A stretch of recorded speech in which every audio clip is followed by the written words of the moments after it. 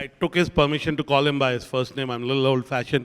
Vikram, let me ask, what's Vikram's age? 45. We're close, but it's lesser. What's Vikram's age? 51. I said younger. You don't believe me, yaar? 51. Chalo, और guess करो. 60 plus तो अब 69 भी हो सकता है, 61 भी हो सकता है. 75 किसने बोला? You get a new set of glasses. Don't buy from Lenskart. They're overpriced. You lose money. Okay. 65. Okay, let's do a consensus. What's his age? 65. You said 45. You really like. He looks young. Okay, he does. He'll be 70 on 6th Jan next year, in 2 months. Okay? And he does look fitter than his age. And I really didn't know my age. He's the one correcting me, okay? So don't get taken by that. Right. And I must tell you, this is serendipitous. I was at a party of a friend of mine, Diwali party, and I bumped into him and I said, his face looks same, but he doesn't look same. And when I saw him and then I asked him, what did you do? He told me his schedule. And I said, why don't you come and talk about that at our conference? And for those of you who don't know him, how many of you, I mean, I shouldn't say whether he should eat or not eat, but Mr. Bakshi has been in business for a long while. His family has been in business. He is primarily in real estate business. Now he does investments. He was a franchisee in North and East for McDonald's. He brought McDonald's to India, and then on some principal issue, he did take them on and won in court, and now the franchise is with somebody else. He has a very large holding in real estate. He's an investor. And these days he spends a lot of time traveling and having fun. He invests and he's living a good life. I'll leave at that. So first of all, what is the LionHeart mindset? ऐसा भी कुछ mindset होता है? Absolutely. I think it's to live your life to the full. Sorry. I think this is going to work well. I think it's all about living your life to the full. To the extreme, I would probably end up saying. So I'm always been used to doing things right up to the extreme. Was it anything that when I started out, or even when the fight with McDonald's, I took it right to the end. I didn't just blink. Didn't just accept whatever they were trying to do. Is it going through now? Okay. So I think it's all about living your life to the full. And what does full mean? Well, I can spend the whole day telling you what it means. And you know, you look super fit. You were never like not fit, but now you're super fit. He told me his waist size is what it was when he was 27 or 28. No, when I was in my college. College, so that's so 21, 22. So my waist size and my weight is exactly the same as I was in college. So to some extent, I appreciate what he said. Thank you. And tell them what got you there. What is your, you told me he said you can't do it, you know, but I'll tell you what I do. So let's see. I think it's all about consistency and intensity. So one thing is that we've all got to remember is that our body gives us a hell of a lot. The whole question is, are we actually pushing it enough, right? So the one thing is the amount of intensity that the body can give you. So please push it as much as possible, because it'll surprise you that even at my age, I can do 50, 60 squats and 50, 60 push-ups. And I'm not talking about normal push-ups, I'm talking about inclined push-ups. I still sprint. So our body gives us a hell of a lot. So you must be very clear that intensity of the exercise has to be there. And then, of course, consistency. So how does this work? So I work out 12 times in a month for 1.5 hours in my gym, doing resistance exercise, heavy resistance exercise. I work out 12 times in a month doing what is called HIIT these days, high intensity interval training, where I sprint for about 30 minutes with brief intervals. I also do 12 times I play golf. So I think putting this number of 12, which is a magic number for me, has worked out beautifully, because it has really got my body back to what I had never thought it would. 20 years ago, I would have dreamt of myself being in this shape. I wouldn't have dreamt of it. But today I feel I can continue this for maybe another 10, 15, 20 years, God willing. Fantastic. And why haven't you done an Ironman? You should be doing an Ironman, Vikram. Well, now that you're suggesting it, you might as well just do it. Yeah. Fantastic. Thank you. That's a good suggestion. Eh? And now, one of the often excuses a lot of business leaders, and I know a lot of them, they say they don't have time for this. They're too busy, they're doing this, they're doing that. What do you have to say to them?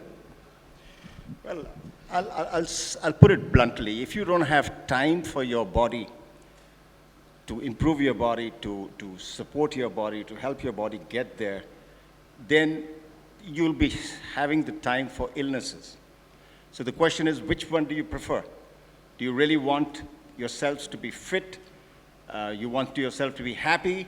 You want yourself to be able to manage yourself right up to whatever age that you finally, God's given us? Or do you want to allow illness to take over? And that's time that you should have ideally spent on fitness, then goes into your illnesses. And I've seen so many of my friends. In fact, the other day we were all wondering, about 20% of our class of our school has already disappeared. And these were healthy people, but they evidently didn't pay enough attention to their own bodies. Absolutely. Make time for yourself. And if you have discipline, as you heard since the morning. Now, you talked about your regime. If we had to adopt one fitness habit, for busy executives, what would that be? Would it be walking? When you play golf, you walk. What about sleep? See, I wouldn't say that there's one thing that you will do and you will manage it. I think all that nonsense of trying to say this one magic formula and you can work this doesn't work like this. No, I think you have to actually put in effort. You can't get away from effort. And when you start, you can start small. Nobody tells you that you're going to start pushing, heavy weights up as you get into it. I think the more important thing is you must start immediately. You start maybe with a 20 minutes walk to get on with it. You start with the fact that when you're sitting in your office, that every 5 minutes you get up and walk around a little bit, just get up, down, up and down. You start with simple habits like saying, let me take 4 floors of stairs, which I do as a constant. So if I have to go on the 12th floor, I actually walk up to 4 floors and then press the elevator to go up to the balance 8. So just simple habits that keep you there all the time. It's a constant thing in your head. For example, playing golf. I play a lot of golf. I've never taken a cart in my life. And I don't ever intend to. I hope so, that I don't need a cart. At some stage I may need it. But I'm saying till now I've never needed it. So the point is, I think these little things can make a lot of difference. We all have the time. Let me tell you honestly. We all have the time. I used to think like that before. Oh my God, don't have the time. And I suddenly realized I have all the time in the world, actually. And believe me, when you're fit, you're mentally much more sharper than ever before. I'm able to take a decision which used to take me 10 minutes before in 2 minutes now. I've actually, plotted it out, and I find that I'm capable of doing that right now. It's simply because I feel alive, I feel agile, I'm constantly mentally alert, and that gives me that ability. And I think it's so important for all of us to realize it is fitness first. You have to pay attention to your own body. Please don't allow your body to rot away, which is what tends to happen in most cases. Push your body, and believe me, it will give you a hell of a lot more than you even realize. Beautiful. Coming from you, it carries more weight. And let me ask you, what's tougher, a boardroom battle or a workout challenge, or none for you? Look, even a boardroom challenge is like an endurance, sport. It's actually an endurance sport. So if you're physically fit, then, like I said before, you're mentally fit.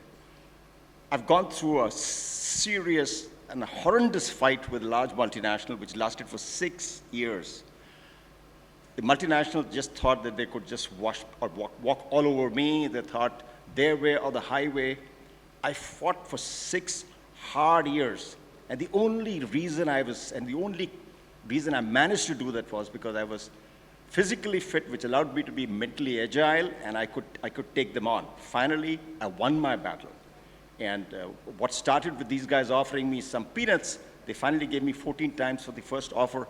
But the whole thing went right up to the Supreme Court of India, went up right up to arbitration in London. I never gave up. Finally, they gave up. So that's what it can do to each one of us. If we don't give up, right, you will find that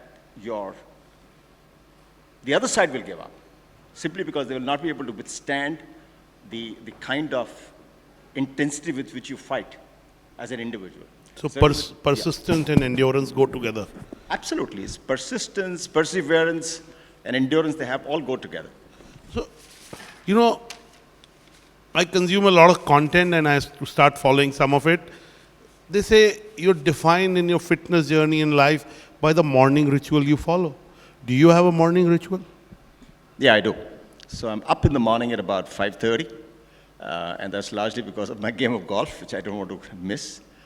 So 4 times a week I play golf, so I'm up in the morning at 5:30, and that becomes a ritual then. You're up 5:30, irrespective. What time do you sleep?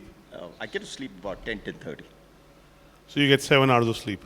So there is, you got to get a minimum of 7 hours of good sleep. The point is not just sleep, it has to be good sleep. And that's, if somebody's read this book by Dr. Atia, which is called Outlive, please do read it, especially people who have now gone beyond 40. You better read that book about how do you really outlive and live a very good life. And he refers to 5 basic things that he talks about. And I think it's something I'd like to pass it on because that's something that I have adhered to, that's something I've absorbed, and I've followed it very religiously. The first thing he talks about, surprisingly, is food. And when he says food, he says eating less. That's important. So what he suggests is that if your capability of your stomach is to have 100% of something, bring it down to 80. Make your stomach smaller. Bring it down to 80. That's how I started doing that. I actually now eat 60% of what my stomach demands. And that's the reason, one of the reasons I remain largely fit, because this is also equally important. The second thing he talks about is, like he talked about, is sleep. He said you must get 7 hours of good sleep because your body needs to recover every day from the rest of the day, and it requires the 7 hours of good sleep that you need to have. The third thing that he talks about, while eating, he says, what happens the moment you cross 40s and 50s, your muscles are depleting, and I think, I'm sure enough is being said about how after 30s, the muscles start depleting. And so you need to keep it taut. You need to work on your muscles. So he talks about resistance exercise, actual resistance exercise. And that doesn't mean walking alone, okay? That means pushing even weights, which I do, right? So it all depends on how you want to do. You can do resistance exercise with yourself by doing push-ups and squats, or you can do it with weights, okay? So that's, he talks about the resistance exercise that you got to follow on with. Next thing he talks about is that eating habits must change. When you are below 40, 45, you can eat up to 8 grams, 0.8 grams of protein to your weight. But the moment you cross 50s and 60s, you've got to be eating between 1.2 to 1.6, depending on the kind of exercise that you do. I eat about 1.6 grams of protein to my weight. And that's equally important that he says you must have that much protein going inside you constantly to be able to do that. And then, of course, he talks also about VO2 max, which is HIIT. How do you follow that? So these are the 5 basic things that he talks about. And he talks about this must be followed religiously if you really want to have a good life. Because he says what tends to happen now is, earlier we used to live up to 60 and just drop dead. And people said, what happened? Oh, ji, guzar gaye. Age ho gayi unki, right? Now what is happening is that lifetime is extended to easily 80 or maybe 85, right? But what's happening is that this is not the way it is. It's like this. You are, by the end of it, you are a caricature of yourself. You're lying in a hospital for 6 months, or you're lying at home, as an invalid. So the point is that you've got to make sure that you live this life in a proper way. And these are the 5 things that he talks about. If you follow, you can live your life fully, to whatever age is written by. And I noticed that day you went to the bar and got your drink. And you said, once in a while I have a cheat day. Yeah, I limit myself. If I drink, I will normally take just a bottle of beer, or I'll take a glass or 2 or glasses of wine. I'm very careful, and that even would happen not more than probably, on a social function, social reason. I'd never drink by myself.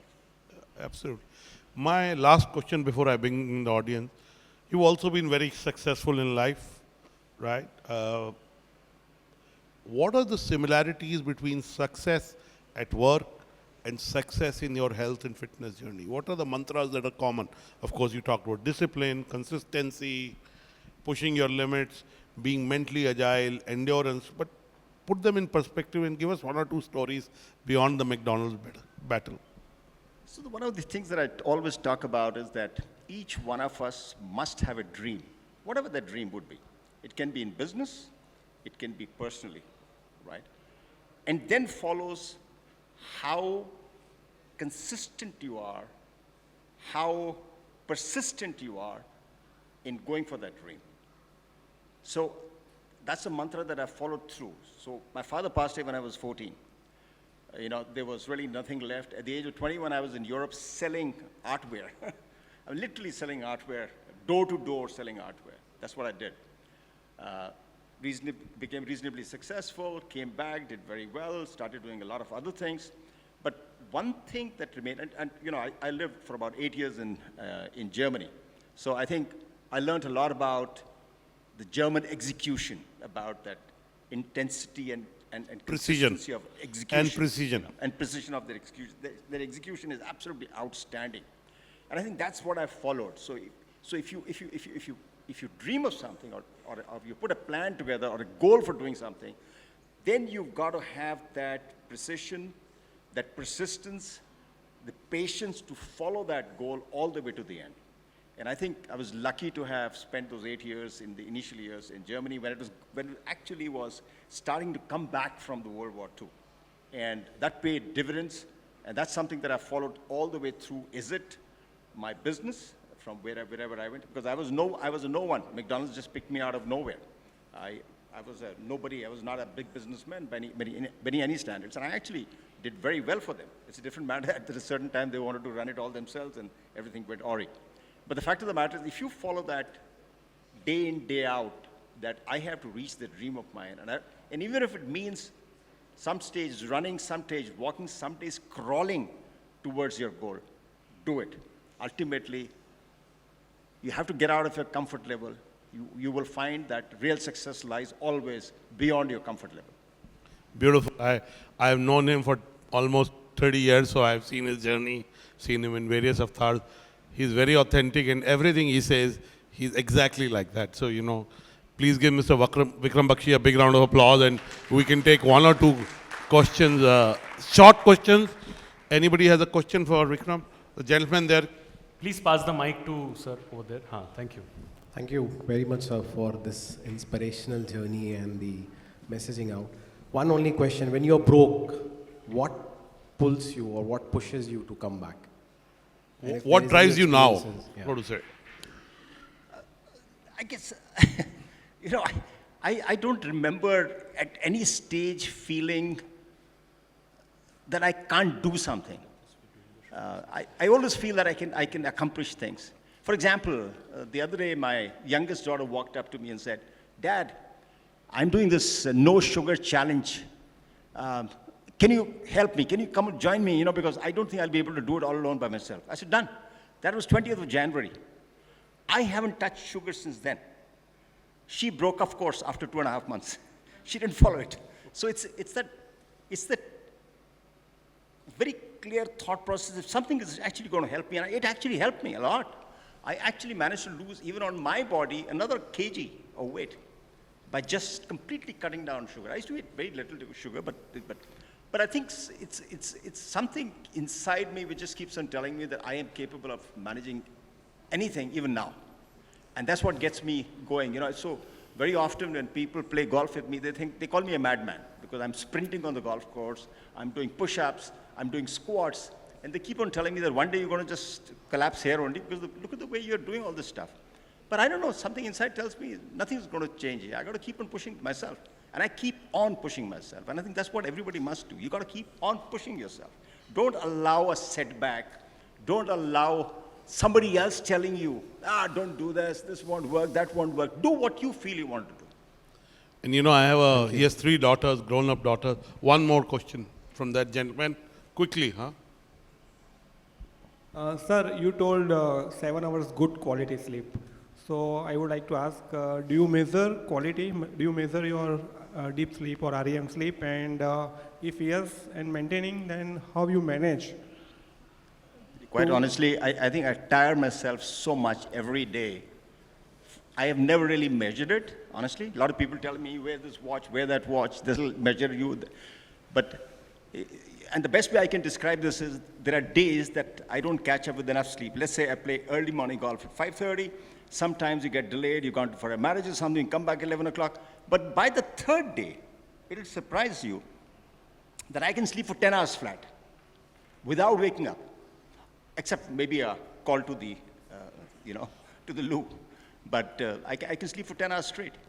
It's because we got to tire our body. Your body wants it. Your body must give up by the end of the evening. It must give up saying, I want to sleep. But the trouble is we don't really tire it. In fact, the worst thing we do is we stuff it instead. And we stuff it when we bloat ourselves so much that the food is sitting out there, rotting away, causing you disturbed sleep. And we are telling ourselves, oh, I need some medicine now to do that. Get out of this habit. Eat the smallest meal that you must have should be the night. Smallest meal you should have is the night. Very And non-Punjabi, but that's the truth. We do just the opposite. You have a actually. question? No, I have to tell you a favorite story. He won't remember it. 8 years back, invested in a company. It's those of you from, anybody from Hyderabad? Anybody from from Bangalore? Thick Shake Factory, have you been to? So I first invested in that company, and Yashwant, who's the founder, called me saying, I want to big, people who've done well in retail. So I said, McDonald's partner, and anyway, very sharp brain. So I emailed him or called him, I don't know, remember, texted. He said, meet, but you, Anurag, anytime, we were bringing somebody, I charge 50,000 rupees for 1 hour, 30,000 rupees for half an hour, and I donate. He's in the Jorbagh thing, and he manages the park there, right? Am I right? Yes. I like some, mere se paise maang liye, matlab ego, right? I said, like, I charge people money to meet me. I told Yashwant, dekho, up to you, I won't pay. Because I'm like, ego, aa jati hai kahi ko bhi, aa jati hai, aapko yaad nahi hai, mujhe yaad hai story. But he said, no, Anurag sir, we'll meet him. And we went and met him, his daughter was running the meeting. We met him and we had a good meeting. And it's, and after that, I value my time more than ever. More than ever. So value your time, make time for your fitness. Please give Mr. Vikram Bakshi a big round of applause.